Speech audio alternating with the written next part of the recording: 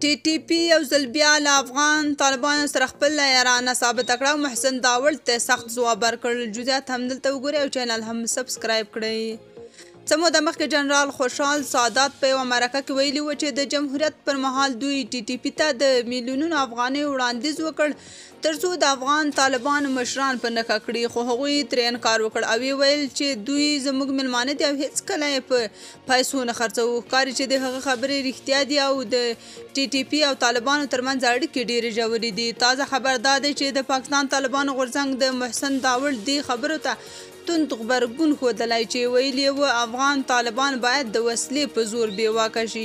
دا ډله د شنبې په ورځ د یوې اعلامیې په خپرولو سره وایي که محسن داوړ د جګړې شوق لري نو د افغانستان پر ځای په وزیرستان کې دا شوق پوره کولی شي. د پاکستان د پارلمان پخواني غړي او د ملي ډیموکراتیک غورځنګ مشر محسن داوړ تېره دوشنبه په تاجکستان کې د هرات امنیتي کانفرانس ته وینا کې وویل طالبان د ټوپک په زور افغانستان ته راغلي او باید د ټوپک په زور افغانستان ویستل شي. د نوموړي دا څرګندونې په افغانستان او پښتونخوا کې پر عادي خلکو سربیره د طالبانو او د هغوی د ملاتړو له نیوکو سره هم مخ شوې.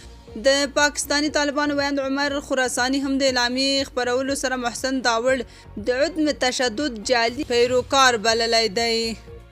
ښاغلي خراساني په هرات کنفرانس کې د ښاغلي داوړ خبرو ته په اشاره کې لیکلي چې نوموړی په افغانستان کې جنگ غوښتلو سره خپل باداران خوشحالوي. د هغه په خبره طالبانو د محسن داوړ ملګرو ته په افغانستان کې ماته ورکړه او تېښتې ته یې اړ کړل.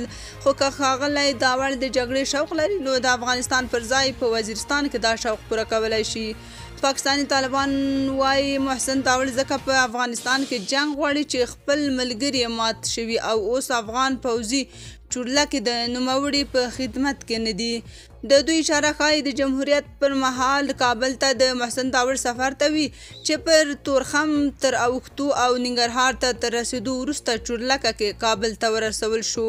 همدارنګه محسن داوړ ته په ځواب کې د کابل لپاره د طالبانو د امني قمندانۍ ویاند خالد زدران خپل ایکس کې ولیکل هغه دوه مخي چې په لر کې پر عدم تشدد او په بر کې بیا پر تشدد باور لري تل د افغان وژنې نندارچیان پاتې شوي. محسن داوړ پرون خپل ایکس کې د خالد زدران په ځواب کې ویلي دوی د راولپنډۍ پروژه ده او د دوی هویت ترهګري ده. تاسو په دې اړه څه نظر لرئ؟ کومنټ کې شریک او چینل هم سبسکرایب کړئ.